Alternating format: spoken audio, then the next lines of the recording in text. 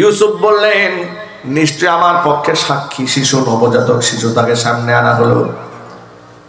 শিশু বাচ্চাকে জিজ্ঞেস করা হলো অপরাধ কার।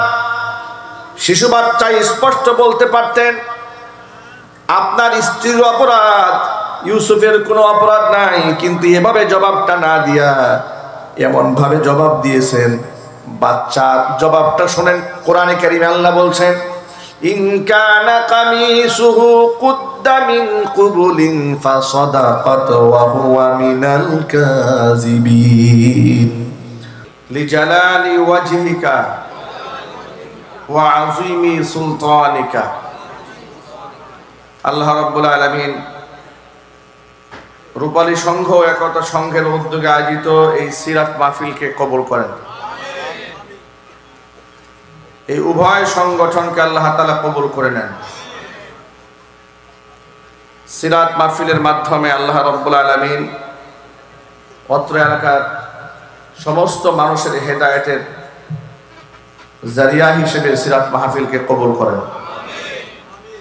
অত্র এলাকার সমস্ত মুর্দেগানের কবরে আযাব আল্লাহ তাআলা কিয়ামত পর্যন্ত বন্ধ করে দিন। কাল হাসরের কঠিন ময়দানে এই আয়োজন আল্লাহ তাআলা আমাদের সকলের নাজাতের জারিয়া হিসেবে কবুল করুন। প্রিয় বন্ধুগণ, হেদায়েত দেওয়ার মালিককে আল্লাহ পাক যেন আমাদের সকলকে পরিপূর্ণ হেদায়েত নসিব করেন। অসংখ্য যুবকেরা মাহফিলে শামিল হয়েছেন। যুবক ভাইদেরকে আল্লাহ তাআলা খালিদ বিন ওয়ালিদ রাদিয়াল্লাহু তাআলা আনহুর যোগ্য উত্তরসূরি হিসেবে কবুল করেন। মনে রাখবেন, কিয়ামতের দিন রবের সামনে ভয়াবহ এক পরিস্থিতিকে সামনে নিয়ে দাঁড়াতে হবে। সেদিন 7 শ্রেণীর মানুষকে আল্লাহ তাআলা আরশের ছায়াতলে স্থান দেবেন। সাবাতুন ইউযিল্লুহুমুল্লাহু ফি যিল্লিহি ইয়াওমা লা যিল্লা ইল্লা যিল্লুহু, ইমামুন আদিলুন ওয়া শাবুন নাশাআ ফি ইবাদাতিল্লাহ। আল্লাহ তাআলা ন্যায়পরায়ণ বাদশা, ন্যায়পরায়ণ শাসককে আরশের ছায়াতলে স্থান দেবেন। ওয়া শাবুন নাশাআ ফি ইবাদাতিল্লাহ, ওই যুবককে আল্লাহ তাআলা আরশের ছায়াতলে স্থান দিবেন যে যুবক তার যৌবনকাল আল্লাহর বন্দেগীতে কাটিয়ে দিয়েছে। ওয়া রাজুলুন কলবুহু মুআল্লাকুন ফিল মাসাজিদ, ওই ব্যক্তিকে আল্লাহ তাআলা আরশের ছায়াতলে স্থান দিবেন যার অন্তর আল্লাহর ঘরের সাথে ঝুলে থাকে। ওয়া রাজুলানি তাহাব্বা ফিল্লাহি ইজতামা আলাইহি ওয়া তাফাররাকা আলাইহি, এমন দুই ব্যক্তি যারা একে অপরকে ভালোবাসে আল্লাহর জন্য, বিচ্ছিন্ন হয়ে যায় আল্লাহর জন্য। এমন ব্যক্তিদ্বয়কে আল্লাহ তাআলা আরশে মুআল্লার ছায়াতলে স্থান করে দেবেন। ওয়া রাজুলুন তাসাদদাকা বিয়ামিনিহি হাত্তা লা তা'লামা শিমালুহু মা তুনফিকু ইয়ামিনুহু, ওই ব্যক্তি যে ব্যক্তি ডান হাতে যা খরচ করে তার বাম হাত টের পায় না, আল্লাহ তাআলা সেই ব্যক্তিকে আরশে মুআল্লার ছায়াতলে স্থান করে দেবেন। রাজুলুন দাআতহু ইমরাআতুন দাআতু মানসাবি ওয়া জামালিন ফাকালা ইন্নী আখাফুল্লাহ, সুন্দরী বংশীয়া নারী যাকে ডেকেছে সে ব্যক্তি বলেছে আমি আল্লাহকে ভয় করি, আল্লাহ পাক তাকেও আরশে মুআল্লার ছায়াতলে স্থান করে দেবে। ওয়া রাজুলুন যাকারাল্লাহা খালিয়ান ফাফাদাত আইনাহু, ওই ব্যক্তি যে ব্যক্তি নীরবে নিভৃতে মহান রবকে ডেকেছে, অঝোর ধারায় চোখ থেকে পানি ঝরিয়েছে, সেই ব্যক্তিকে আল্লাহ তাআলা আরশের মুআল্লার ছায়াতলে স্থান করে দেবেন। চিৎকার দিয়ে এখন সুবহানাল্লাহ। আল্লাহর আরশের ছায়াতলে স্থান পাওয়ার আগ্রহ ইচ্ছা কার কার আছে? মাশাআল্লাহ। আল্লাহ যেন সকলকে কবুল করেন, জোরে বলেন আমিন। এই বক্সগুলা কি বাজে? এটা আওয়াজ শোনা যায়? আওয়াজ ভোল্টেজ নাই, কমে গেছে তো, আওয়াজ কমে গেছে হঠাৎ করে। কি সমস্যা দেখেন তো, কি প্রবলেম হয়েছে? এতক্ষণ তো মাইকে আওয়াজ ভালো ছিল, হঠাৎ করে কমে গেছে।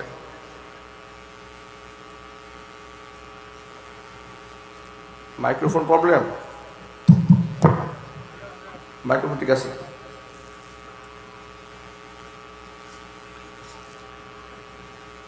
কিয়ামতের দিন মিজানের পাল্লায় যখন আমলনামা ওজন দেওয়া হবে, নবী করিম সাল্লাল্লাহু আলাইহি সাল্লাম বলেছেন খুলুকে হাসান, উত্তম চরিত্র, এটা যখন আমলনামায় উঠানো হবে সাথে সাথে আল্লাহ পাক মিজানের পাল্লা ভারী বানায় দেবেন। চিৎকার দিয়ে বলেন সুবহানাল্লাহ। যত ভাইরা এখানে এসেছেন, আজকে আমাকে আলোচ্য বিষয় দেওয়া হয়েছে সূরা ইউসুফ থেকে শিক্ষণীয় বিষয়। সূরা ইউসুফ থেকে সবচেয়ে বড় শিক্ষা হচ্ছে ইউসুফ আলাইহিস সালাতু ওয়াস সালামের চারিত্রিক বৈশিষ্ট্য, যেটা একজন মানুষ হিসেবে একটা মানুষের জীবনের সবচেয়ে বড় অর্জন। কোরআন মাজিদের মধ্যে আল্লাহ রাব্বুল আমিন 25 থেকে 27 জন নবী রাসূলের কাহিনী বর্ণনা করেছেন। নবী রাসূল ছাড়াও আল্লাহ তাআলা আল্লাহর ওলিদের কিসাস কোরআনে বর্ণনা করেছেন। এই ঘটনাগুলো বর্ণনা করার মাধ্যমে আল্লাহ পাক কি বুঝিয়েছেন, আল্লাহ পাক নিজেই সূরা ইউসুফ বিশেষে বলেছেন আমি কেন তোমাদেরকে কাহিনী শোনাই। যেমন কোরআনে ফিরাউনের কাহিনী আছে না নাই, নমরুদের কাহিনী, আবু জেহেলের, উতবা, সাইবা, এদের কথা কেন আছে কোরআনে?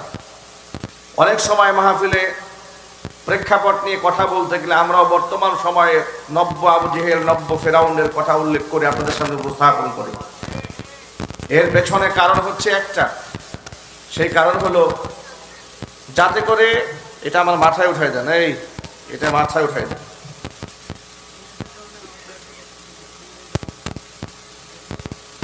কারেন্টের ভোল্টেজ কম, ও কারেন্ট নাই, ও তার এক সমস্যা। ঠিক আছে, এত কাছে কিন্তু কথা বলে কষ্ট হয়ে যাবে, এই জন্য বলছি। ঠিক আছে, যদি কোরআনে ফিরাউনের কথা আল্লাহ পাক কেন বলেছেন, অনেক সময় দেখবেন যে বক্তারা যদি কোনো গুস্তাখে রাসূল, রাসূল পাক সাল্লাল্লাহু আলাইহি সাল্লামের শানে বেয়াদবি করেছে এমন কোন ব্যক্তি, কিংবা আল্লাহর শানে বেয়াদবি করেছে এমন কোন ব্যক্তির দৃষ্টান্ত উপস্থাপন করে বক্তারা কথা বলতে যান, অনেক সময় সমাজের কিছু লোকেরা বলেন হুজুররা ওয়াজের মাঠে গীবত শেখায়েত করে। এটা একটা অভিযোগ দাঁড় করায় যে ওয়াজে কোনো গীবত শেখায়েত হবে না। মনে রাখবেন, ভালো এবং মন্দ বুঝাতে গেলে আপনাকে উপমা স্বরূপ অনেক সময় এটাকে গীবতের আওতায় পড়ে না। আপনার ঈমানকে রক্ষা করতে গিয়ে অপরাধীদের অপকর্মের ফিহরিস্তি তুলে ধরা যদি গীবতের আওতাভুক্ত হতো, তাহলে কোরআনে আল্লাহ তাআলা ফিরাউনের কাহিনী তুলে ধরতেন না, আবু জাহালের কথা আসতো না, কোরআন মাজিদের মধ্যে নমরুদের কথা আসতো না, কারুনের কথা আসতো না, বনি ইসরাইল সম্প্রদায়ের কুকর্মের কথা কোরআনে তুলে ধরতেন আল্লাহ পাক। কেন ধরেছেন? আল্লাহ পাক কোন কোন ক্ষেত্রে বলেছেন ফানজুর কাইফা কানা আকিবাতুল মুজরিমিন, অপরাধীদের পরিণতিটা কি হয়েছে একটু ভালো করে লক্ষ্য করে দেখো। ফানজুর কাইফা কানা আকিবাতুল মুকাদ্দিবিন, সত্যকে যারা অস্বীকার করেছে, মিথ্যা প্রতিপন্ন করেছে, তাদের পরিণতি কি হয়েছে তাকিয়ে দেখো। আবার ইমানদার বান্দা যারা, তারা আল্লাহ পাকের আনুগত্যের উপমা স্থাপন করার পরে তারা কি পরিমাণ নিয়ামত প্রাপ্ত হয়েছেন, তাদের কিসাস আল্লাহ পাক কোরআনে তুলে ধরেছেন। যেমন সূরা ইউসুফটাকে ধারাবাহিকভাবে খুব লম্বা করে তুলে ধরে আল্লাহ পাক একেবারে শেষ দিকে বলেছেন আমি কেন এত লম্বা কাহিনী তোমাদের সামনে উপস্থাপন করছি। শোনো, লাকাদ কানা ফি ক্বাসাসিহিম ইবরাতুল লিউলিল আলবাব, কাহিনীগুলো আমি তোমাদের মাঝে এই জন্য তুলে ধরি যাতে করে জ্ঞানীরা এই কাহিনী থেকে শিক্ষা গ্রহণ করতে পারে। খামোখা এমনিতেই শুধু শুধু এই সমস্ত কাহিনীগুলো আমি আল্লাহ তাআলা তোমাদের সামনে তুলে ধরি না। নবী করিম সাল্লাল্লাহু আলাইহি ওয়াসাল্লাম তার জীবদ্দশায় সাহাবায়ে কেরামের সামনে অসংখ্য কিসা বর্ণনা করেছেন, যেখান থেকে গোটা উম্মার জন্য হিদায়াতের খোরাক রয়েছে। জোরে বলেন আল্লাহু আকবার। ওমর ফারুক রাদিয়াল্লাহু তাআলা আনহু থেকে বর্ণিত হাদিস, তিনি বলেন আত-তারগীব ওয়াত-তারহীব কিতাবের ইখলাস অধ্যায়ের প্রথম হাদিস তিনি বর্ণনা করেছেন। তিনি বলেন বাইনামা নাহনু ইনদা রাসূলিল্লাহি সাল্লাল্লাহু আলাইহি ওয়াসাল্লাম, আল্লাহর নবী সাল্লাল্লাহু আলাইহি ওয়াসাল্লামের সামনে আমরা ছিলাম উপস্থিত। এমন সময় আল্লাহর হাবিব আমাদেরকে তিনজন ব্যক্তির কাহিনী শোনালেন। হুজুর বলেন, সালাসাতু নাফারিন মিম্মান কানা ক্বাবলাকুম হাত্তা আওয়াহুমুল মাবিতু ইলা গার। তিনজন ব্যক্তি এই পৃথিবীতে তোমরা আসার আগে বনি ইসরাইল সম্প্রদায়ের তিনজন ব্যক্তি নিজ এলাকা ছেড়ে দূর সফরে কোথাও ঘর থেকে বের হয়েছিল। চলতে চলতে সারা দিন তারা পথ চলেছে, ক্লান্ত পরিশ্রান্ত হয়েছে। রাতের আধারে রাত্রি কাটাবার জন্য জায়গা তালাশ করে খুঁজে না পেয়ে পাহাড়ের গুহার মধ্যে তিনজন ব্যক্তি আশ্রয় নিল। রাতের বেলায় উপর থেকে জলোচ্ছ্বাস হয়েছে, ঘূর্ণিঝড় হয়েছে। পাহাড়ের উপর থেকে বড় একটা প্রস্তর খণ্ড গড়াতে গড়াতে ওই যে গুহার মধ্যে তারা আশ্রয় গ্রহণ করেছিল, গুহার মুখের মধ্যে এসে আটকায়া যায়। তিনজন ব্যক্তি গুহার মধ্যে বন্দী হয়ে যায়। এত বিশাল পাথরের টুকরা, এটা সরিয়ে বের হওয়া কোনোভাবে সম্ভবপর হবে না। তখন তো আর মোবাইলের জামানা ছিল না, ফোন দিয়ে মানুষকে অ্যালার্ট করবে। তারা মনে মনে ভাবলেন, যদি আমরা এই গুহার মধ্যে মরে গলে পচে হাড্ডি সার হয়ে যায়, এই পৃথিবীবাসী জানতেও পারবে না, আমাদের আত্মীয় স্বজনরা টেরও পাবে না, চিৎকার করলেও সাহায্য করার কাউকে পাবো না। কিন্তু তিনজন ব্যক্তি ইমানদার হওয়ার কারণে প্রত্যেকের মনের মধ্যে বিশ্বাস ছিল, যেখানে কেউ সাহায্য করতে পারে না সেখানে একজন সাহায্যকারী আছে, যেখানে কেউ দেখতে পারে না সেখানে একজন দেখতে পান, যেখানে কেউ শুনতে পান না সেখানে একজন শুনতে পান। তিনি কে? তিনজন ব্যক্তি নিজেরা পরামর্শ করে নিলেন, আজকে আমরা আমাদের রবের কাছে জীবনের সর্বশ্রেষ্ঠ ইবাদতের মাধ্যমে আল্লাহর কাছে আমরা সাহায্য প্রার্থনা করব। নিশ্চয় আমাদের রব এই বিপদ থেকে আমাদেরকে উদ্ধার করে দিবেন। জোরে বলেন সুবহানাল্লাহ। প্রথম ব্যক্তি আল্লাহর কাছে হাত তুলে বলছেন, রব্বুল আমিন, আমার ঘরে বৃদ্ধা মা আছে, বৃদ্ধ বাবা আছে। আমি এমন একটা নিজাম চালু করেছি, আমি আমার বাপ মার প্রাধান্য আমার জীবনে এত বেশি দিয়েছি, আমার বাবা মার মুখে খাবার তুলে দেওয়ার আগ পর্যন্ত আমি নিজেও খাবার খাই না, আমি আমার সন্তানদের মুখে খাবার তুলে দেই না। বাবা মার প্রাধান্য সবার উপরে। দ্বীন ও ইসলামের মধ্যেও আল্লাহ এবং রসুলের পরে সর্বাধিক সম্মান এবং মর্যাদার জায়গা হচ্ছে সন্তানের কাছে বাবা মা। যদিও বর্তমান সমাজে সেই বাবা মার মর্যাদা অনেকটা কমে গেছে মানুষের কাছ থেকে, কথা বলতে হবে, ঠিক না? অনেকেই বাপ মাকে মূল্যায়ন করতে চায় না, সম্মানও দিতে চায় না। লোকটি বলছে, রব্বুল আমিন, প্রতিদিনের তালিকা অনুযায়ী, রুটিন অনুযায়ী রাতের বেলায় আমি বাড়ি ফিরি, বাবা মার মুখে খাবার তুলে দিই, এরপরে সন্তানদের খাবার দিই। এভাবে চলতেছিল আমার দৈনন্দিন আমল। আমি একদিন বাড়ি ফিরতে আমার দেরি হয়ে গেল, রাতের আধার। বাড়িতে ফিরে গিয়ে দেখি আমার বৃদ্ধা মা ঘুমিয়ে পড়েছে, বৃদ্ধ বাবাও ঘুমিয়ে পড়েছে, আর আমার সন্তানেরা ক্ষুধার যন্ত্রণায় ছটফট ছটফট করছে। যাওয়ার পরে তারা আমার পায়ের মধ্যে এসে হুমড়ি খেয়ে পড়লো। সন্তানেরা বলে ফেললো, আব্বা জান, প্রতিদিন দাদা দাদিকে আগে খাবার দেন, যেহেতু তারা আজকে ঘুমায় পড়েছে, আজকে আমাদেরকে খাবার আগে দিন। আমি নাছোড়বান্দা সিদ্ধান্তে অনড় এবং অবিচল থাকলাম। খাবার নিয়ে আমি সারা রাত বাপমার পাশে দাঁড়িয়ে থাকলাম, তাদেরকে ডাকও দিলাম না। যদি আমি এদেরকে এই মুহূর্তে ডাক দেই, তাদের ঘুমে বেঘাত সৃষ্টি হয়, মনে কষ্ট পাবে। সারা রাত বাবা মার শিয়রে খাবার নিয়ে দাঁড়িয়ে থাকলাম। সকালবেলা বাবা মার যখন ঘুম ভেঙেছে, এরপরে বাপ মার মুখে খাবার আগে তুলে দিয়েছি। আমার সন্তানেরা পায়ের কাছে আমার কাছে কান্না করতে করতে, ছটফট করতে করতে পায়ের কাছে ঘুমিয়ে পড়েছে, কিন্তু আমার মন তাদের প্রতি এতটুকুনো দুর্বল হয়ে যায় নাই। রব্বুল আলামিন এই কাজটি যদি একমাত্র তোমার খুশির জন্য করে থাকি, মেহেরবানি করে আজকের বিপদ থেকে আল্লাহ তুমি আমাদেরকে উদ্ধার করে নাও। হাদিস শরীফের মধ্যে এসেছে, নবীজি বলেন, বান্দা দোয়া করতে দেরি হয়েছে, কবুল হতে এক মুহূর্ত দেরি হয় নাই। আল্লাহ তাআলা সাথে সাথে বিরাট আকৃতির এই পাথরখানা গুহার মুখ থেকে কিঞ্চিত পরিমাণ দূরে সরিয়ে নিলেন। কিন্তু যতটুকুন পাথর সরেছে একজন সেখান থেকে বের হওয়া সম্ভব নয়, একজন বের হতে পারবে না। এবার দ্বিতীয় জন আল্লাহর কাছে হাত বাড়িয়েছে, রব্বুল আলামিন আমার বাড়িতে গরিব মানুষেরা দিন মজুরের কাজ করেছে, সকলকে আমি পারিশ্রমিক দিয়া টাকা পয়সা দিয়ে বিদায় করে দিয়েছি, কিন্তু এক কামলা দিনের সারা দিন কাজ করেছে, দীর্ঘদিন কাজ করেছে, আমার বাড়িতে টাকা পয়সা না নিয়ে এসে চলে গেছে।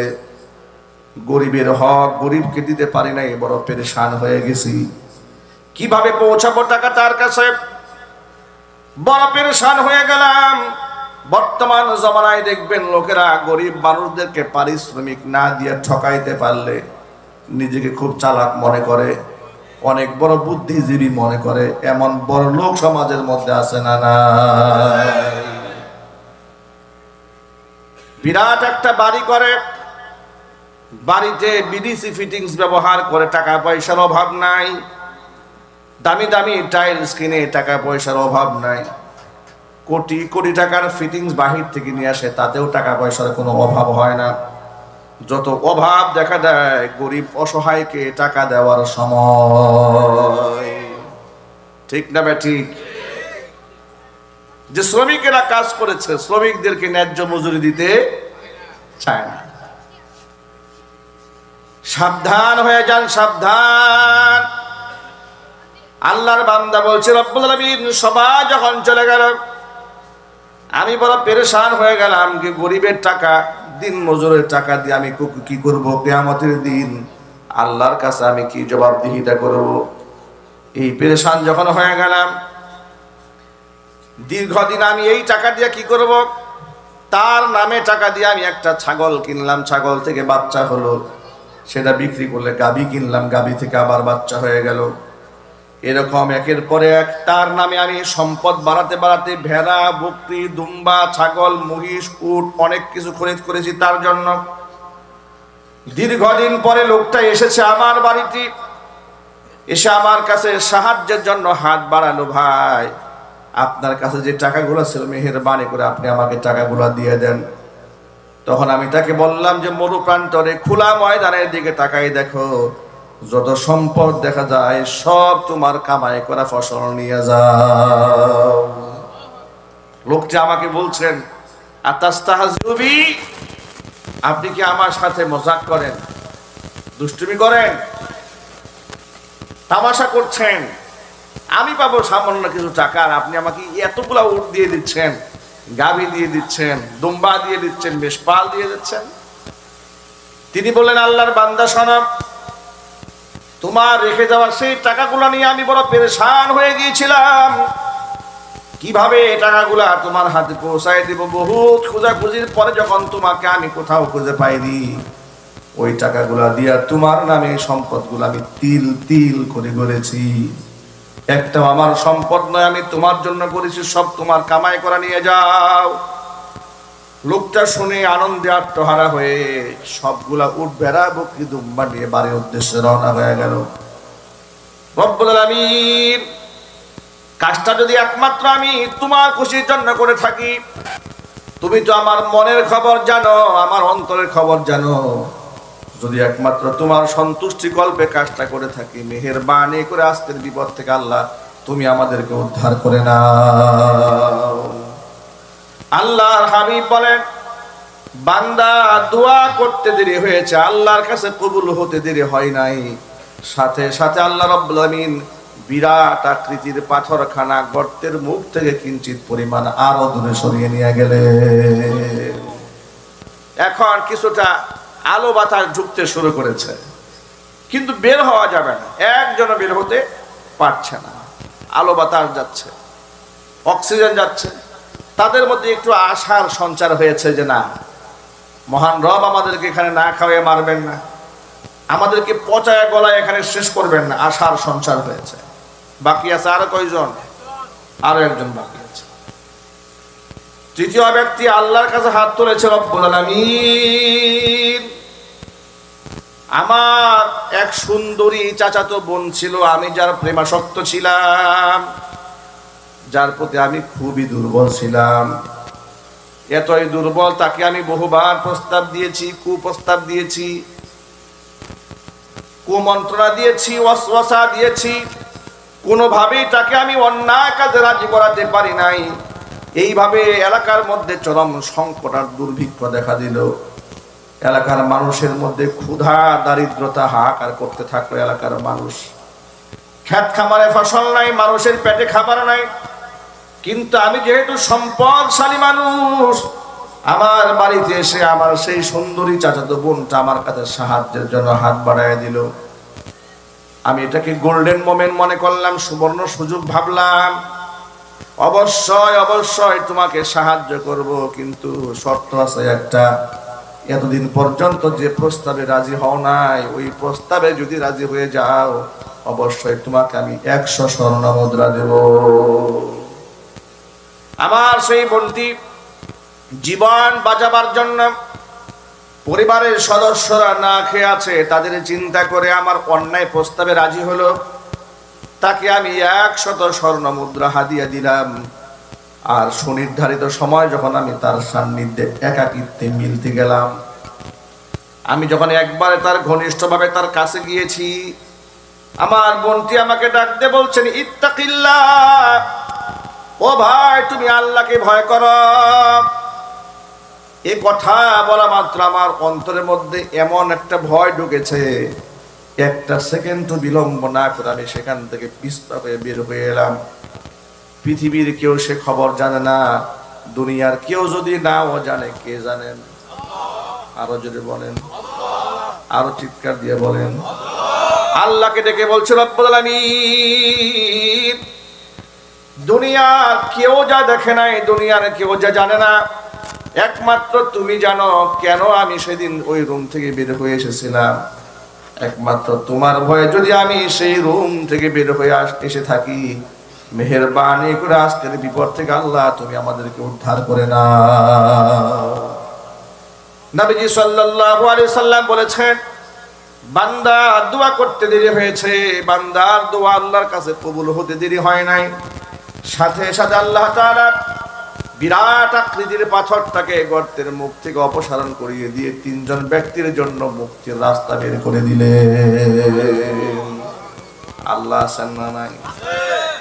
কোরআন মাজিদ আল্লাহ বলেছেন, মাইয়াত্তাকিল্লাহা ইয়াজআল লাহু মাখরাজা ওয়া ইয়ারযুকুহু মিন হাইসু লা ইয়াহতাসিব। যেই ব্যক্তি আল্লাহকে ভয় করে, আল্লাহ পাক ওই ব্যক্তির জন্য মুক্তির রাস্তা খুলে দেন। আর এমন জায়গা থেকে আল্লাহ পাক তার রিজিকের ফয়সালা করেন যে বান্দা কোনোদিন সেটা কল্পনাও করে নাই। জোরে জোরে করেন সুবহানাল্লাহ। ইউসুফ আলাইহিস সালাতু ওয়াস সালামকে এইভাবেই মিশরের অধিপতির স্ত্রী জুলাইখা একান্তে ডেকেছিল নিজের কামরায়। কোরআন বলছে, ওয়ারাওয়াদাতুল্লাতী হুয়া ফি বাইতিহা আন নাফসিহি ওয়া গাল্লাকাতিল আবওয়াবা ওয়া ক্বালাত হাইতা লাক ক্বালা মাআযাল্লাহ ইন্নাহু রাব্বী আহসানা মাসওয়ায়া ইন্নাহু লা ইউফলিহুজ যালিমুন। যে মহিলার ঘরে নবী ইউসুফ আলাইহিস সালাতু ওয়াস সালাম লালিত পালিত হয়ে বড় হয়েছেন, মহিলা নবী ইউসুফকে ফুসলিয়েছে আত্মসংবরণ করতে যেন সে না পারে, নিজেকে কন্ট্রোল করতে না পারে, একান্তে ডেকেছে। ইউসুফ আলাইহিস সালাতু ওয়াস সালাম একেবারেই অন্দর মহলে তাকে ডেকে নেওয়া হয়েছে, ওয়াগাল্লাকাতিল আবওয়াব, দরজাগুলো বন্ধ করে দিয়েছে। চিন্তা ভাবনা করে দেখেন, একজন অবিবাহিত মানুষ, যৌবনকালের যৌবনের পরীক্ষা সহজ না কঠিন? আরো যদি বলেন, একটু একটু কঠিন না অনেক কঠিন? আগুনের উপর দিয়ে হেঁটে যাওয়া সহজ কাজ, কিন্তু যৌবনের পরীক্ষার মধ্যে পাশ করা তার থেকেও বড় কঠিন কাজ। ইউসুফ আলাইহিস সালাতু ওয়াস সালামকে যখন বললেন আসো আমার কাছে, তিনি বললেন ক্বালা মাআযাল্লাহ, আমি আল্লাহর কাছে আশ্রয় প্রার্থনা করছি। ইন্নাহু রাব্বি আহসানা মাসওয়ায়া, আমার ভাইরা আমারে কুয়ার মধ্যে ফেলে দিয়েছিল হত্যা করার জন্য, সেখান থেকে আমার রব আমাকে উদ্ধার করে মিশরের বাদশার ঘরে থাকার বন্দোবস্ত করে দিয়েছেন। যখন সুবহানাল্লাহ। সেই জায়গায় যদি আজকে আমি বিশ্বাসঘাতকতা করি, তাহলে আমি জালিম হয়ে যাব। জালিম কোনদিন সফল কাম হতে পারে না। জুলাইখা বলল এখানে তো কেউ দেখবে না, কেউ দেখবে না। তিনি বললেন অবশ্যই রব দেখতে পাবেন। জুলাইখা বলল ইউসুফ, মুক্তির কোনো রাস্তা নাই, সমস্ত দরজাগুলো বন্ধ করা, তালার চাবি কিন্তু আমার হাতে। প্রিয় ভাইরা আমার, তালাবদ্ধ দরজা উন্মুক্ত করার ক্ষমতা আল্লাহর আছে না নাই? বান্দার প্রচেষ্টার শেষ যেখানে, আল্লাহর রহমতের শুরু সেখানে। সবসময় মনে রাখবেন, বান্দার প্রচেষ্টার শেষ যেখানে, আল্লাহ রহমতের শুরু সেখানে। আপনি ঘরে বসে থাকবেন আর আল্লাহ ইসলামের পতাকা পথ করে উড়াই দেবে, তা কোনোদিন হবে না। আমাদেরকে চেষ্টা করতে হবে, সংগ্রাম করতে হবে। আমার চেষ্টার শেষ যেখানে, আল্লাহর রহমতের শুরু সেখানে। যদি বলেন ঠিক কিনা, যদি বলেন। ইউসুফ আলাইহিস সালাতু ওয়াস সালাম মনে মনে ভাবলেন, আমার চেষ্টার সর্বশেষ জায়গা দরজা বন্ধ, দৌড়িয়ে যাওয়া, বাকি ফয়সালা আল্লাহ পাকের। তালাবদ্ধ দরজার দিকে আল্লাহর উপর তাওয়াক্কুল করে তিনি দৌড় দিলেন। আল্লাহর উপর তাওয়াক্কুল করার রেজাল্ট আছে না নাই? দরজা পর্যন্ত পৌঁছে যেতে না যেতে আল্লাহ পাক আপন কুদরতে সাতটা দরজা নবী ইউসুফ আলাইহিস সালাতু ওয়াস সালামের জন্য উন্মুক্ত করে দিলেন। জুলাইখাটাকে আটকাবার জন্য বহু চেষ্টা করেছে। হাত্তাকে পিছন দিক থেকে জামা এমন ভাবে টান দিয়েছে, হেসকা টান দিয়ে জামাটা ছিঁড়ে ফেলেছে। তারপরেও সেই ইউসুফ আলাইহিস সালাতু ওয়াস সালামকে আটকাতে পারেনি। একেবারে কোরআনের ভাষায় ওয়াস্তাবাকাল বাব وقدت قميصه من دبر وألف يا سيدها لدى الباب زرقنا الله أكبر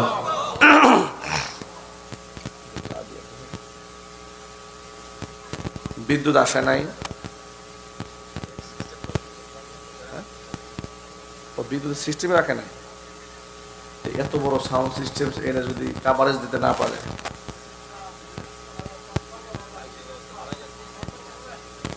হ্যাঁ, ও বিদ্যুৎ বুদ্ধি আর একদম কম, মানে জেনারেটরের সাথেও কম। আচ্ছা, জেনারেটর ভোল্টেজ সাথে বাড়ানো যায় না? একটু বাড়িয়ে একটু আওয়াজ ক্লিয়ার করেন না, এভাবে তো জোর করে কথা বলা যায় না। একদম এই ঠোঁটের সাথে লাগায় কথা, একটু তো সরতে হবে। ঘাড় বাঁকা হয়ে যাচ্ছে, মাইকের সাথে ঠোঁট লাগাইতে লাগে। একটু 4 আঙ্গুল দূর থেকে একটু কথা বলা যায়, এইভাবে একটু করেন, একটু বলেন বাড়িয়ে দেন। ওয়াস্তাবাকাল বাব, দৌড় দিলেন তালাবদ্ধ দরজার দিকে। একা দৌড় দেন না, কোরআন বলছে পেছনে জুলাইখাও দৌড় দিয়েছে। এত জোরে দৌড় দিয়েছে, কোরআন এটাকে প্রতিযোগিতামূলক দৌড় বলে উল্লেখ করেছে। সুবহানাল্লাহ। এখানে বলেন নাই জাহাবা ইউসুফ, ইউসুফ চলে গেলেন, এটা বলেন না। ওয়াস্তাবাকা, ইস্তিবাকান, ইস্তাবাকা ইস্তাবিকু ইস্তিবাকান মানে হচ্ছে প্রতিযোগিতামূলক ভাবে দৌড়। তিনি দৌড় দিয়েছেন বাঁচার জন্য, আরেকজন দৌড় দিয়েছে ধরার জন্য। ওয়াস্তাবাকাল বাব, দরজা পর্যন্ত ভয়ে প্রতিযোগিতামূলক ভাবে দৌড়ায় গেলেন। কাদ্দাত কামিসাহু মিন দুবুরিন, পিছন দিক থেকে জামা টান দিয়ে ধরে ফেলেছে, এমন জোরে টান দিয়েছে পিছন দিক থেকে জামাটা ছিঁড়ে গিয়েছে। ওয়া আলফায়া সাইয়্যিদাহা লাদাল বাব, দরজা খুলতে না খুলতে সেখানে দেখতে পেলেন জুলাইখার স্বামী দরজার সামনে দাঁড়ানো। কথায় আছে যেখানে বাঘের ভয় সেখানে রাত হয়, তাই হয়ে গেল। দরজা খুলে যখন দেখলো হাঁপিয়ে উঠেছে জুলাইখা, হাঁপিয়ে উঠেছে ইউসুফ, ধরাতে পড়ে গেলাম। নিজের দোষটাকে অপরাধটাকে ধামাচাপা দেওয়ার জন্য তাৎক্ষণিক সে পন্থা অবলম্বন করলো। শয়তান তাকে ওয়াসওয়াসা দিয়ে দিল, জুলাইখা বাঁচতে যদি চাও অপরাধটা ইউসুফের কাঁধের উপরে উঠাইয়া দাও। জুলাইখা বলে ফেললো, ক্বালাত মা জাযাউ মান আরাদা বিআহলিকা সুআন ইল্লা আইয়ুসজানা আও আযাবুন আলীম। স্বামী আমার, যে ইউসুফকে আপনি এত আদর যত্ন করে ঘরের মধ্যে লালন পালন করে বড় করলেন, তিনি আপনার স্ত্রীর দিকে আজকে কুদৃষ্টি দিয়েছে, এমনকি জবরদস্তি করে তার চরিত্র হরণের চেষ্টা করেছে। চিৎকার দিয়ে ঘৃণার সাথে বলেন নাউজুবিল্লাহ। ইউসুফ আলাইহিস সালাতু ওয়াস সালাম নিরাপরাধ হওয়ার পরেও তার উপর অপবাদ কেন চাপানো হলো? কারণ এটা হচ্ছে পৃথিবীর শয়তানের পলিসি। নিজেদের অপরাধকে অন্যের কাঁধের উপর চাপিয়ে নিজেদেরকে নিষ্পাপ রাখার যে পলিসিটা, এই পলিসিটা শয়তানের। কার পলিসি এটা? শয়তান সেটা অ্যাপ্লাই করেছে। যে শয়তান ইউসুফকে দিয়ে, ইউসুফ আলাইহিস সালাতু ওয়াস সালামের উপর অপবাদের বোঝা চাপালো জুলাইখাকে দিয়ে, সেই শয়তানকে আজও আছে না নাই? না রিটায়ার্ড করেছে? এটা যদি বলতে হবে আছে না নাই? আজ গোটা পৃথিবীতে সমস্ত শয়তানেরা, সমস্ত চক্রান্তকারীরা নিরপরাধ মানুষের উপর অপবাদের বোঝা আরোপ করে নিজেরা অপরাধের স্বর্গরাজ্য তৈরি করে গোটা পৃথিবীর মানুষদের মধ্যে অশান্তির আগুন দাও দা করে জ্বালিয়ে রেখেছে। কথা বলতে হবে, ঠিক কিনা বলেন? যারা বাংলাদেশে মারামারি করেছে, খুনাখুনি করেছে, মানুষ হত্যা করেছে, নিজেরা জঙ্গি লালন করেছে, জঙ্গিবাদ তৈরি করেছে, তারাই আলেমুল আমাদেরকে সারা জীবন ভর জঙ্গি জঙ্গি নাটক সাজিয়ে মানুষের সামনে খাটো করেছে। কথা ঠিক নেবে? ঠিক। প্রিয় ভাইরা, ছোট্ট একটা প্রশ্ন করে জবাব দিবেন সাহসিকতার সাথে। স্বৈরাচারের পতন হলো আজকে কয় মাস হলো? 6 মাস হয়ে গেল। 6 মাসে কতগুলো জঙ্গি ধরা পড়েছে বাংলাদেশ থেকে? কেন ধরা পড়লো না? সেই জঙ্গি গেল কোথায়? স্বৈরাচার থাকা অবস্থায় সপ্তাহে সপ্তাহে মাসে মাসে জঙ্গি ধরার নাটক করা হতো, রেড দেওয়া হতো, বিভিন্ন বাড়ি ঘেরাও করা হতো র্যাব দিয়ে। কথা বলেন ঠিক না বলেন? এই যে বিভিন্ন বাড়ি ঘর ঘেরাও করা হতো, এরপরে ক্যামেরা সেট করা হতো, লাইভ টেলিকাস্ট করা হতো। দেখেন দেখেন সর্বনাশ হয়ে গেছে, মিরপুরে 12 নম্বর সেক্টর শেষ, জঙ্গিরা বিরাট আস্থানা গেড়েছে। এরপরে চতুর্দিক থেকে পুলিশ ঘেরাও দেওয়া হতো, নিরপরাধ মানুষগুলাকে গুলি করে হত্যা করে লাশগুলো আত্মীয় স্বজনকে বুঝিয়ে না দিয়ে পত্রিকায় ছাপিয়ে দিতে প্রথম আলোর মাধ্যমে। র্যাবের সাথে পুলিশের সাথে বন্দুক যুদ্ধে 10 জন জঙ্গি মারা গেছে। নাউজুবিল্লাহ বলেন। এই নাটক আমরা কি মাসে মাসে বাংলাদেশে দেখি নাই? দেখেছি। এই সব জঙ্গি নাটকের নাটের গুরু ছিল স্বৈরাচারী হাসিনা। কথা বলতে হবে, ঠিক না? ঠিক। স্বৈরাচারও নাই, জঙ্গি নাটকও নাই। রাষ্ট্র দ্বিতীয়বারের মতো স্বাধীন হওয়ার পরে পুলিশের এক ঊর্ধ্বতন কর্মকর্তার সাথে আমাদের বসার যে কোনো কারণে বসতে হয়েছিল। তো তিনি জালেম ছিলেন না, সুন্নতে লিবাসধারী একজন এসপি পদমর্যাদার ব্যক্তি। তিনি আমাদের ঘরোয়া বৈঠকে বলেন, হুজুর আমাকে একবার পাঠানো হলো সাতক্ষীরাতে জঙ্গি দমন করার জন্য। আমি সাতক্ষীরাতে গেলাম, যাওয়ার পর আমি আর জঙ্গি খুঁজে পাই না, বিভিন্ন জায়গায় সোর্স দেই, জঙ্গি আর পাই না। এলাকার লোকেরা আমাকে বলা বলে শুরু করলেন। আমাকে পুলিশ হাই কমিশন থেকে ফোন দিল, কমিশনার সাহেবরা ফোন দিল, কি ব্যাপার? অমুক সাহেব আপনার আগে যিনি ছিলেন এখানে দায়িত্বে, তিনি সপ্তাহে সপ্তাহে জঙ্গি ধরতেন সাতক্ষীরা থেকে। আপনি একটা জঙ্গি ধরতে পারেন না, 3 মাস হয়ে গেল, ব্যাপারটা কি? আপনি কি দায়িত্ব অবহেলা করছেন? সে বলছে, হুজুর আমি বড় পেরেশান হয়ে গেলাম, আমি তো জঙ্গি পাচ্ছি না, আমি কি করবো এখন? তখন আমি সোর্স তালাশ করা শুরু করলাম যে সোর্সটা কি। পরে খোঁজখবর নিয়ে একজন সোর্স পেলাম, তাকে বললাম, ভাই তুই আমার চাকরিটা রক্ষা কর, আসল ঘটনা বল তো, আমার আগের অফিসার কেমনে জঙ্গি পাইতো? বলে, স্যার আপনি কোনো টেনশন নেবেন না, আপনার কয়টা জঙ্গি লাগবে বলেন আমাকে। স্যার তো হতবাক হয়ে গেছে, বলে কি? ও আমাকে অফার করে, কয়টা জঙ্গি লাগবে আপনার? সব ব্যবস্থা আছে। কই কেমনি ব্যবস্থা? কয় সব ব্যবস্থা আমি করে দেবো, আপনি শুধু আমার টাকা দেবেন। কি করতে হবে? আমি আপনাকে অস্ত্র এনে দেবো, লোক দেখাই দেবো কাকে জঙ্গি বানাবেন, সব সেট আপ দেওয়া থাকবে, বাড়ি গিয়ে হানা দেবেন, অস্ত্র সহ ধরবেন, পত্রিকায় পরের দিন ছাপাই দিবেন, আপনার র্যাঙ্ক বেড়ে যাবে, আপনার বেতনও বাড়বে, আপনি পুলিশি পদক পাবেন। সে বলল, এরকম করে আমাকে সাজিয়ে দিল, আমি এটাই করলাম। ঠিক আছে, অসুবিধা নাই, তুমি অস্ত্রের ব্যবস্থা করো। যে সোর্স, সে অস্ত্রের ব্যবস্থা করেছে। এক বাড়ি থেকে হানা দিয়েছি, সেই বাড়িতে পুরো কাউকে খুঁজে পাইলাম না। খুঁজে না পাওয়াতে ওই যে সোর্সে পিস্তল এনে দিয়েছে, অস্ত্র দিয়েছে, তাকে বললাম যে এক কাজ কর, কাউকে যেহেতু পাই নাই তো তুমি গাড়িতে চলো। স্যার এটা কি বলেন আপনি? বলে, হ্যাঁ আমি তো পাচ্ছি না কাউকে, আমার তো কালকে রিপোর্ট জমা দিতে হবে। অস্ত্র যেহেতু পেয়ে গেছে কিন্তু লোক পাই নাই, আর যার মাধ্যমে অস্ত্র পেয়েছি ওরে আমি জঙ্গি সাজাই দেব। এরপরে এরে আমি জঙ্গি বানাইয়া পরের দিন পত্রিকায় দিয়ে দিয়েছি। দিয়ে দেওয়ার পরে ওই এলাকার মধ্যে আর কোনো জঙ্গি নেই। পরে ভালো করে খোঁজখবর নিয়ে দেখলাম এই ছিল নাটের গুরু। এর মাধ্যমে নিরপরাধ অসংখ্য মানুষদেরকে জঙ্গি বানিয়ে বানিয়ে অফিসাররা র্যাঙ্ক নিত, আর পশ্চিমা বিশ্বের কাছে দেখাতো বাংলাদেশে জঙ্গি আছে। এই জন্য মৌলবাদদেরকে দমন করতে হবে। পশ্চিমাদের সামান্য রাজনৈতিক স্বার্থ পাওয়ার জন্য, একটুখানি সাপোর্ট পাওয়ার জন্য মুসলমান হয়ে এক ভাই আরেক ভাইকে জবাই করেছে, হত্যা করেছে, নিকৃষ্ট জানোয়ারের মতো কাজ করেছে। আল্লাহর কসম, তারা কোনোদিন মুসলমান হতে পারে না। কথা ঠিক না? ঠিক বলেন? এভাবে গোটা দেশটার মধ্যে একটা অন্যায় অপরাধের স্বর্গরাজ্য তারা কায়েম করেছিল। মিথ্যা দিয়ে ধাবা চাপা দিয়ে রাখা যায় না। ঠিক না? ঠিক। ইউসুফ আলাইহিস সালাতু ওয়াস সালামকে তারা অপরাধী সাজিয়েছিল। জুলাইখা নিজের পাপকে ঢাকতে চেয়েছিল, কি সে কি পাপ ঢাকতে পেরেছে? চিৎকার দিয়ে বলুন, পেরেছে? পারেনি। বাদশাহ ইউসুফ আলাইহিস সালাতু ওয়াস সালামের দিকে তাকিয়েছে, রক্তিম বর্ণ লাল হয়েছে। বাদশাহ রাগে গুসায় ক্ষোভে। বাদশাহ মনে মনে ভাবলো, যাকে এত মহাব্বত করলাম, এত ভালোবাসলাম, সে নাকি গুস্তাখ করলো, সে নাকি আমার স্ত্রীর দিকে কুনজর দিয়েছে, তার শাস্তি হওয়া দরকার।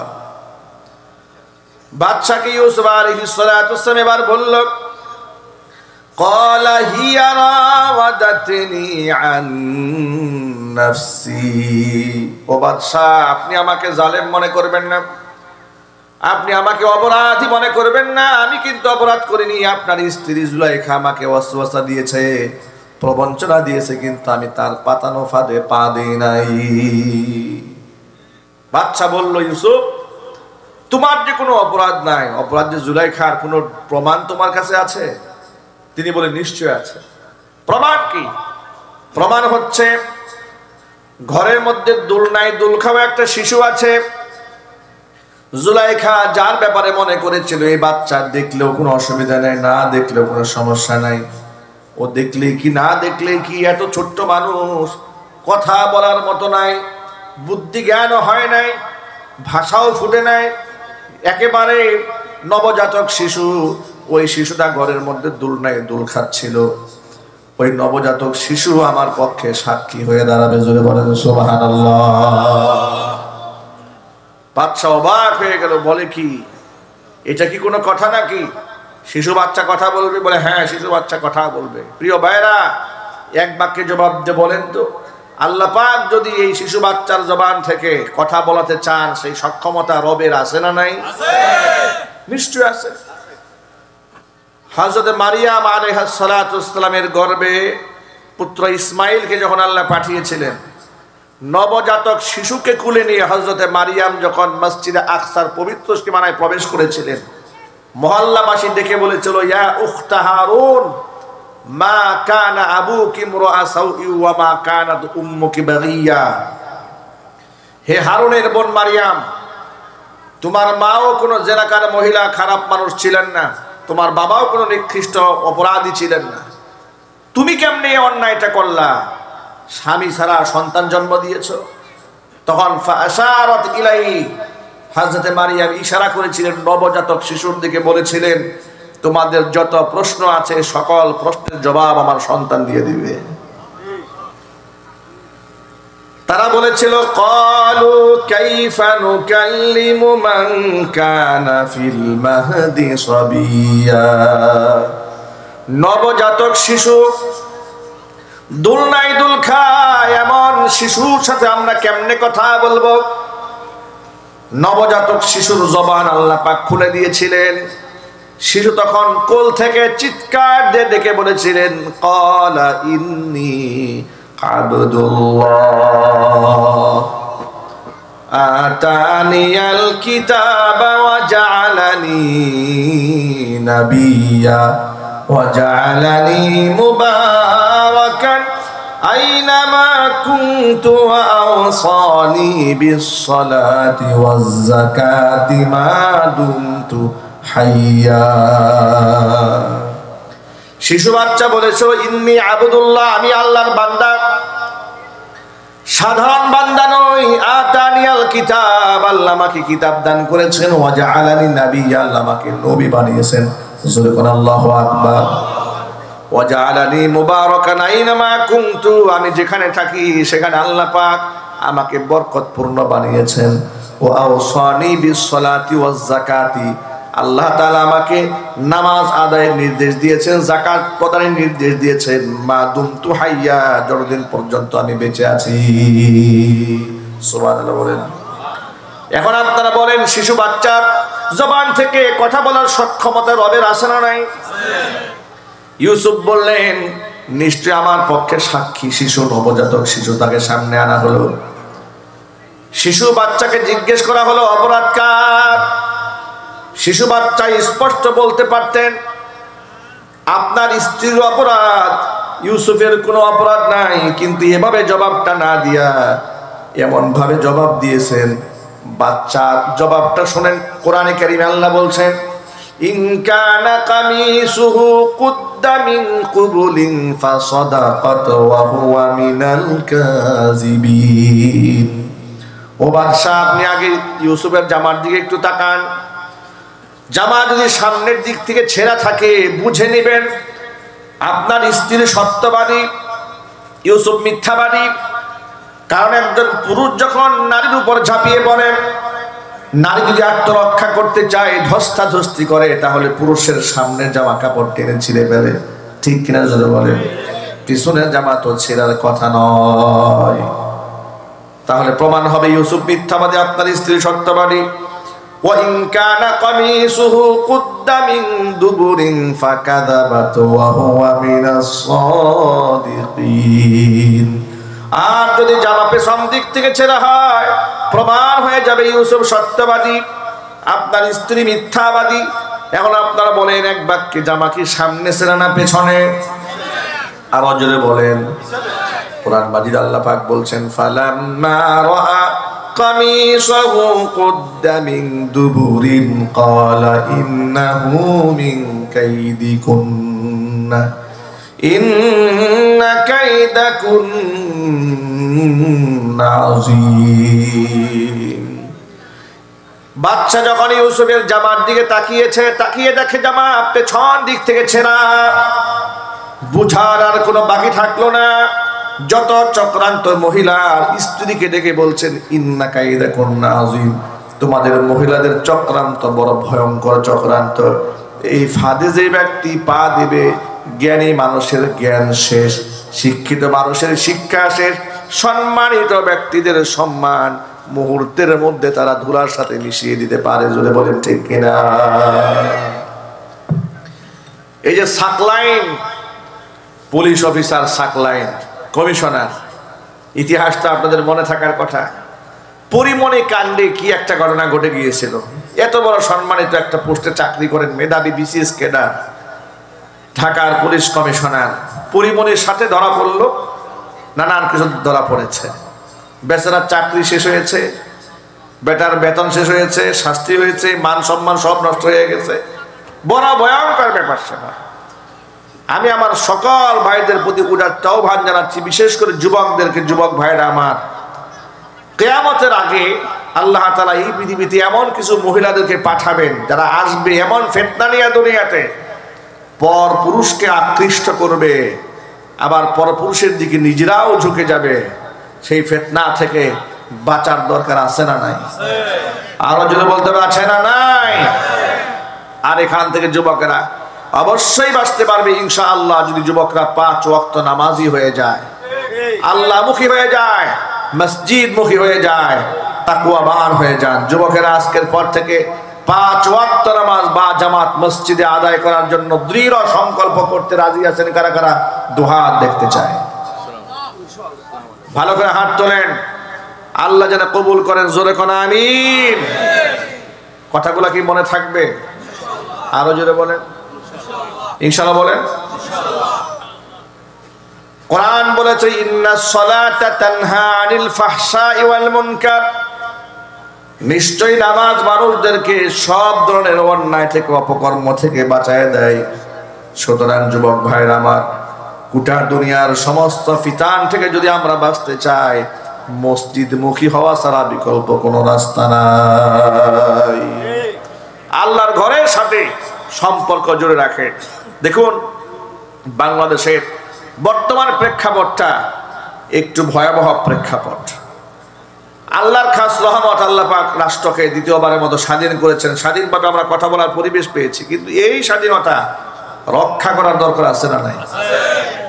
আর এটা ইমানদার ছাড়া মুনাফিকরা কোনোদিন রাষ্ট্রের স্বাধীনতা, সার্বভৌমত্ব রক্ষা করতে পারবে না।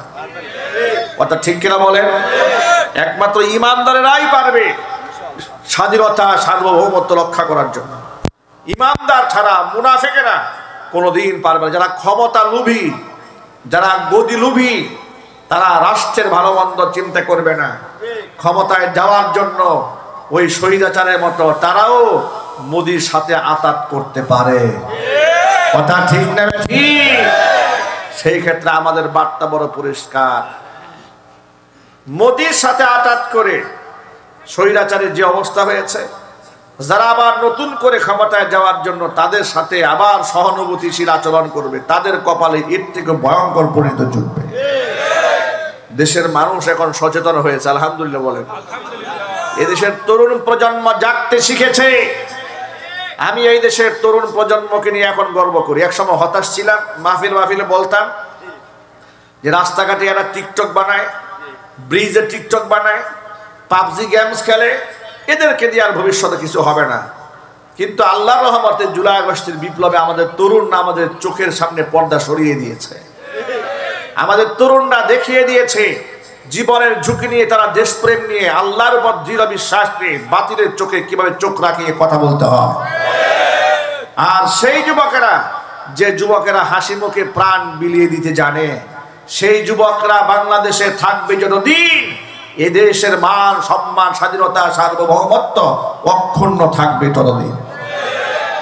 যুবকেরা সেই সংগ্রামী কাফেলায় আপনারা শামিল হতে রাজি আছেন তো? ইনশাআল্লাহ। কারা কারা রাজি আছেন তো হাত দেখতে চাচ্ছি। আল্লাহ পাক আমার যুবক ভাইদেরকে তুমি কবুল করে নাও। একটু চিৎকার দিয়ে বলতে হবে আল্লাহুম্মা আমিন। হাত নামা। যুবক ভাইরা আমার, হতাশ হওয়ার কোনো কারণ নাই। জিহাদে যদি আমরা নাও যাই, যদি আল্লাহর পথে শুধুমাত্র সংগ্রাম করার ইচ্ছা অন্তরে থাকে, ওই ইচ্ছা নিয়ে যদি আমি জমিন থেকে মরেও যাই, আল্লাহ তাআলা আমাকে আল্লাহর রাস্তার মুজাহিদ হিসেবে শুধু নয়, শহীদ মর্যাদা দান করে হাসরের ময়দানে দাঁড় করাইয়া দিবে। খালিদ বিন ওয়ালিদ রাদিয়াল্লাহু তাআলা আনহু, নাম শুনেছেন তো? কারা কারা শুনেছেন হাত দেখি তো ভাই। ইদানিং তো সিনেমার নায়ক নায়িকার নাম লোকেরা বেশি জানে, সাহাবীদের নামটা ভুলে যাচ্ছে, ঠিক না ভাই?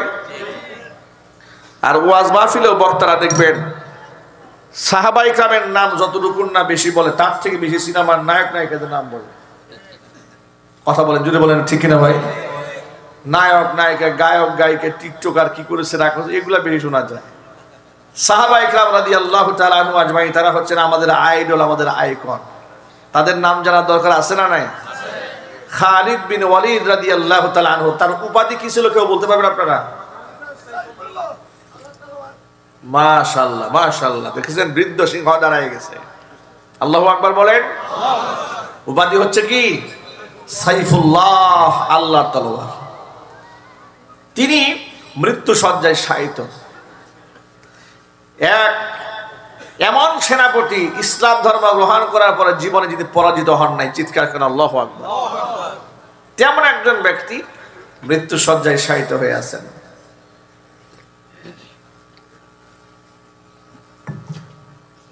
মনের মধ্যে তার খুব কষ্ট। স্ত্রীকে ডাক দিয়ে বলে, প্রিয়তমা স্ত্রী আমার, আমার পায়ের তলা থেকে শুরু করে মাথার তালু পর্যন্ত একটু চেক দাও তো, গোটা দেহের এমন কোন অঙ্গ প্রত্যঙ্গ কি বাকি আছে নাকি যেই জায়গার মধ্যে জিহাদের ময়দানের আঘাতের চিহ্ন নাই। স্ত্রী পুরা দেহটা অঙ্গ প্রত্যঙ্গ চেক দিয়া বলল, প্রাণের স্বামী আমার, একটা জায়গা শরীরে বাকি নাই যেখানে আঘাতের চিহ্ন নাই। আল্লাহু আকবার বলেন। তিনি বলেন, আল্লাহর পথে শহীদ হওয়ার জন্য আমার মনের মধ্যে এমনই তামান্না ছিল, আমি যেখানে শুনতাম যে এই জায়গার মধ্যে মুসলমানেরা বেশি মার খাচ্ছে, শহীদ হয়ে যাচ্ছে, তলোয়ারটা হাতে নিয়ে আল্লাহু আকবার বলে ওই জায়গার মধ্যে সবার আগে আমি ঝাঁপিয়ে পড়তাম। মনে মনে ভাবতাম হয়তো আল্লাহ আমার শাহাদাত নসিব করবেন, কিন্তু আল্লাহ পাকের এমনই ফয়সালা, আমার তলোয়ারের সামনে এই পৃথিবীর কোন কাফের জীবনে একবারের জন্য টিকে থাকতে পারে নাই। আল্লাহু আকবার বলেন। ইসলামের অপরাজেয় সেনাপতি খালিদ বিন ওয়ালিদ রাদিয়াল্লাহু তাআলা তিনি বললেন, প্রাণের বিবি আমার, আমার মনে একটা খুব কষ্ট। কি কষ্ট আপনার মনে? আমি যে আল্লাহর পথে শহীদ হওয়ার জন্য এত চেষ্টা করলাম, এত সংগ্রাম করলাম, দেহটা জাররা জাররা করে ফেলেছি, জাজরা করে ফেলেছি, দেহের একটা অঙ্গ বাকি নাই যেখানে আঘাতের চিহ্ন নাই। কত মানুষ আমার চোখের সামনে শহীদ হয়ে গেল, কিন্তু আমি কেন শহীদ হতে পারলাম না? আল্লাহ তাআলা আমাকে শহীদের মর্যাদা কেন দিলেন না? স্ত্রীর জবাব দিয়ে বলে, আপনার নাম কি? বলে, আমার নাম খালিদ বিন ওয়ালিদ। আপনার উপাধি কি? বলে, আমার উপাধি হচ্ছে সাইফুল্লাহ। সাইফুল্লাহ মানে হচ্ছে আল্লাহর তলোয়ার। আপনি যদি পরাজিত হয়ে যান, আপনি যদি শহীদ হয়ে যান, এর মানে কাফেররা আল্লাহর তলোয়ারটাকে ভেঙে ফেললো, ঠিক কিনা বলেন? আপনি যদি শহীদ হন, এর মানে প্রমাণ হয়ে গেল সাইফুল্লাহ আল্লাহর তলোয়ারটাও ভেঙে যায়। আল্লাহর তলোয়ার ভাঙতে পারে এমন শক্তি আসমানের নিচে জমিনের উপরে একজনেরও নাই। এই জন্য আল্লাহ তাআলা আপনাকে শাহাদাত দান করেন নাই, কিন্তু আপনার মনের মধ্যে শহীদ হওয়ার যে তামান্না অন্তরে আছে, রাসূলের হাদিস অনুযায়ী এই তামান্না অন্তরে নিয়ে যদি বিছানায় শুয়েও আপনি মারা যান, নিশ্চয়ই আল্লাহ তাআলা আপনাকে শহীদের মর্যাদা দান করে দিবে। প্রিয় যুবক ভাইরা আমার, কিসাস থেকে, গণনা থেকে এই সবকটা আমরা নিতে চাই। আল্লাহর পথে শহীদ হওয়ার তামান্না অন্তরের মধ্যে রাখতে হবে, তা না হলে এই জমিনের মধ্যে ইসলাম কায়েম করা যাবে না। এই কথা কেউ চিন্তা করবেন না। স্বৈরাচারী পালিয়েছে, ইসলাম কায়েম করা সহজ হয়ে গেছে, এত সহজ নয়। স্বৈরাচারী পালালেও স্বৈরাচারীর দূষরেরা বাংলাদেশে এখনো আছে না নাই? আর অজরে বলতে হবে, আছে না নাই? প্রিয় ভাই, আজহারি ভাই শুধু বলেছে এক দল খেয়েছে, আরেক দল খাওয়ার জন্য রেডি হয়ে আছে। একটা সামান্য কথা বলাতে গোটা দেশ গরম হয়ে গেছে, ঠিক না বে? ঠিক। উনি তো কারণ নাম টাম বলে নাই, নাম বলেছে? সামনে কে ক্ষমতা আসবে? বিএনপি আসতে পারে, জামাত আসতে পারে, ইসলামী আন্দোলন আসতে পারে, ইসলামী সমমনা দলগুলো ঐক্য করে তারাও তো ক্ষমতায় আসতে পারে, ঠিক না ভাই? হঠাৎ করে কারো গায়ে লাগলো না, কিছু লোকের গায়ে লাগলো, কারণটা কি? এর কারণ খুব স্পষ্ট। বাদশার কাছে বিচার গেছে, বাদশা আপনার গোডাউন থেকে তুলার বস্তা সব তো চুরি হয়ে যাচ্ছে। বাদশা বলল, কে চুরি করে? আপনার লোকেরাই চুরি করে, ঠিক না ভাই? ঠিক ভাই, বাহির থেকে লোক এসে এখান থেকে চুরি করার কথা নয়, আপনার লোকেরাই চুরি করে। কিন্তু সিসি ক্যামেরা নাই, সাক্ষ্য প্রমাণ পাওয়া যাচ্ছে না কে চুরি করছে। বাচ্চা খুব চৌকান্না, বহুত চালাক। বাচ্চা তো আর এমনি বাচ্চা হয় নাই। বাচ্চা বলল, যত চৌকান্না ভাবেই সে চুরি করুক না কেন, আলামত তো থাকবে। মাথার মধ্যে তুলা তো বেশি দেখা যাচ্ছে, একজনের মাথায় দেখতে পাচ্ছি। এ কথা খালি বলছে বাচ্চা যে মাথায় তুলা দেখা যাচ্ছে, সাথে সাথে একজন হাত দিছে মাথার মধ্যে। কেউ মাথায় হাত দেয় নাই, যে চুরি করছে ও মাথায় হাত দিছে, যা তুলা টুলা আছে কিনা। প্রিয় ভাইরা আমার, জন্যায় করেছে তার মাথায় হাত পড়েছে। সুতরাং কে খাওয়ার জন্য বসে আছে এটা তো পরবর্তী কার্যক্রমে বোঝা যাচ্ছে। যাদের মাথা নষ্ট হয়ে গেছে তারাই খাওয়ার জন্য রেডি হয়ে আছে, কথা বলতে হবে, ঠিক কিনা? তাদের ঘুম হারাম হয়ে গেছে। দেশের মানুষকে ধোঁকা দিয়ে আর বোকা বানানো যাবে না। তারা ইদানিং আমরা আলেমদেরকে বলা শুরু করেছে, আলেমরা ধর্ম ব্যবসায়ী। নাউজুবিল্লাহ পড়ে। আরো একটা মারাত্মক এক্সাম্পল দিয়ে বলেছে, মদের দোকানদার মদ বিক্রি করে কিন্তু মদ খায় না। যারা ধর্মের কথা বলে তারাও ধার্মিক নয়। নাউজুবিল্লাহ মিন যালিক। আমার প্রশ্ন হচ্ছে, যে ভাই এই ধরনের কথাবার্তা বলেন, তা আপনি তো ধার্মিক না? হয় ধরলাম আলেমরা ওরা সব ধর্ম ব্যবসায়ী, তা আপনি তো ধার্মিক। যদি আপনি ধার্মিক হন তাহলে বুক ফুলাইয়া মানুষের সামনে বলেন তো, আমি কোরআন দিয়ে দেশ চালাতে চাই, এই ক্ষমতা আছে কিনা, এই সাহসটা আছে কিনা আপনার? উনি জীবনেও বলবে না, কথা বলতে হবে, ঠিক কিনা? উনিও মাঝে মাঝে দুই একটা আয়াত পাঠ করেন। তাহলে বোঝা গেল আল্লাহর আয়াত দিয়ে কথা বলে যদি ধর্ম ব্যবসা হয়, তাহলে যিনি এগুলা বলেছেন তিনি সবচাইতে বড় ধর্ম ব্যবসায়ী, ঠিক না ভাই? ঠিক। যুবকের আগামীর দেশ কোরআনের দেশ হবে ইনশাআল্লাহ। একটু জোরে বলতে হবে ইনশাআল্লাহ। এই জন্য সাতকানিয়ার যুবকরা কি রেডি আছে?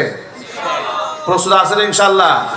কারা কারা রেডি? হাত দেখি ইনশাআল্লাহ। সেই জজবা আছে?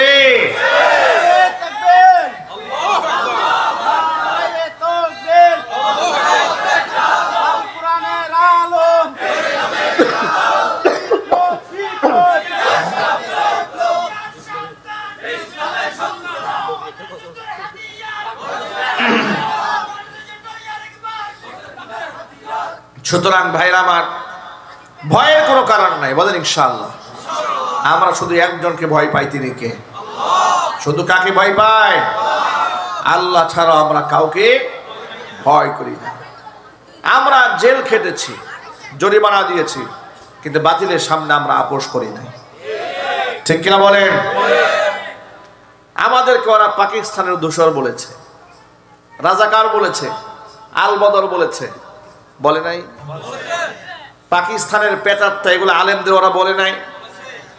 হেফাজত ইসলামের শাপলা চত্বরে সমস্ত ছাত্রদেরকে শহীদ করা হয়েছিল, সেই শহীদদের রক্তের সাথে গাদ্দারি করে, বেঈমানি করে, রক্ত নিয়ে উপহাস করে জনৈক মন্ত্রী আব্দুর রাজ্জাক তিনি দাঁত কিলায় কিলায় বলেছিলেন যে হেফাজতি জঙ্গি, তালেবান, বাংলাদেশের দুশ্মন, স্বাধীনতার দুশ্মন। পাকিস্তানের পেটাত্তাদেরকে এমন পিটানে দেওয়া হয়েছে, রাত 2টার পরে স্যান্ডেল ছাড়া কিছুই ছিল না। নাউজুবিল্লাহ। আচ্ছা, আপনাদেরকে ছোট্ট প্রশ্ন করবো, আপনারা বলেন তো ভাই, এই দেশে আলেমরা জেল খাটলেন, জরিমানা দিলেন, এমনকি ফাঁসির মঞ্চ পর্যন্ত উঠেছে, একজন আলেম কি পাকিস্তানে আশ্রয় নিয়েছে? আরো জোরে বলেন। তাহলে কি প্রমাণ হলো?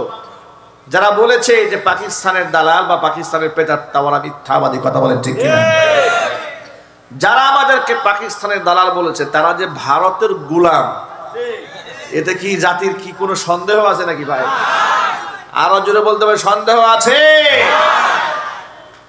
গোলামেরা দেশ ছেড়ে পালিয়েছে, একেবারে স্বামীর কুলি গিয়ে বসে আছে, ঠিক কিনা বলেন?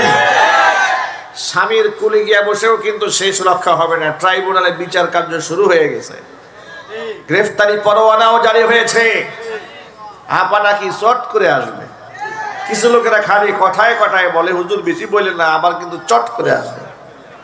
আমি বলি বেটা, যখন স্বৈরাচারী দেশে ছিল তখনও কথা বলতে ছাড়ি নাই। 2018 সালে কারাগারে ঢুকিয়েছে, এরপরও কথা বন্ধ করি নাই। কথা বলতে হবে, ঠিক কিনা? চট করে আসবে কেন? আমরা তো তাকে বরণ করার জন্য রেডি হয়ে বসে আছি। চট করতে হবে কেন? উনি বলুক না কবে আসবে, আমরা সংবর্ধনা দেবো বিমানবন্দর থেকে। গোটা জাতির 18 কোটি মানুষ ঝাড়ু নিয়ে জুতা নিয়ে সংবর্ধনা দেওয়ার জন্য রেডি। কথা বলতে হবে যুবকেরা, ঠিক কিনা বলে? ঝাড়ু জুতা নিয়ে বরণ করতে রেডি আছেন তো ইনশাআল্লাহ? সুতরাং প্রস্তুত থাকতে হবে, ভয় পাওয়ার কোনো কারণ নাই। কারো আস্ফালন দেখে আপনারা ভয় পাবেন না। এমনকি যারা স্বৈরাচারীদেরকে বাংলাদেশে পুনর্বাসন করার জন্য চেষ্টা করবে, তাদেরকেও শায়েস্তা করার জন্য রেডি হয়ে থাকে ইনশাআল্লাহ। খুনিদের বিচার হওয়ার দরকার আছে না নাই? ছাত্র হত্যা করেছে, আলেম হত্যা করেছে, দেশকে ধ্বংস করেছে, দেশের স্বার্থকে ধ্বংস করেছে। ওদের বিচার না হলে এদেশের মধ্যে প্রতি বছর একটা করে হাসিনা জন্ম হবে। এমন বিচার এই মাটিতে আমরা করে ছাড়বো ইনশাআল্লাহ। আগামী কিয়ামত পর্যন্ত আর একটা হাসিনা এই মাটিতে জন্ম নেবে না ইনশাআল্লাহ। রাজি আছেন কিনা? আমি দুহাত দেখতে যাচ্ছি। আল্লাহ যেন সকলকে কবুল করেন, জোরে করেন আমিন। যুবক ভাইয়ের আমার, ঈমানি পরীক্ষার মধ্যে উত্তীর্ণ হতে হবে, বলি ইনশাআল্লাহ। এই জন্য সকলকে নামাজি হয়ে যেতে হবে, কোরআনমুখী হয়ে যেতে হবে। পারবো তো ইনশাআল্লাহ? আর রাসূল পাক সাল্লাল্লাহু আলাইহি ওয়াসাল্লামের কোন সুন্নাহকে খাটো করে দেখা যাবে না। হুজুরের কোন আদর্শকে তুচ্ছ তাচ্ছিল্য করা যাবে না, ব্যঙ্গ বিদ্রুপ করা যাবে না। দাড়ির ব্যাপারেও নয়, টুপির ব্যাপারেও নয়, মিসওয়াকের ব্যাপারেও নয়, তাসবিহ জায়নামাজের ব্যাপারেও নয়। কোনো ব্যাপারে ইসলামের শরিয়াতের কোনো একটি বিষয়কে তুচ্ছ করা যাবে না। আমরা রাসূল পাক সাল্লাল্লাহু আলাইহি ওয়াসাল্লামের সকল সুন্নাহকে হাসি মুখে বরণ করবো, আমরা বলি ইনশাআল্লাহ। আল্লাহ যেন কবুল করেন, জোরে করে আমিন। তাহলে কিয়ামতের দিন আল্লাহ রাব্বুল আলামিনের আরশে মুআল্লার ছায়াতলে আমরা ইনশাআল্লাহ স্থান পাবো। আল্লাহ তাআলা যেন আমাদের সকলকে আজকে যে কথাগুলো আপনাদের সামনে উপস্থাপন করেছি আমল করার তৌফিক দান করেন। রূপালী সংঘ, একতা সংঘকে আল্লাহ তাআলা কবুল করেন। দুদিন ব্যাপী সিরাতুন নবী সাল্লাল্লাহু আলাইহি ওয়াসাল্লামের মাহফিলে আজকের এই সমাপনী অধিবেশনে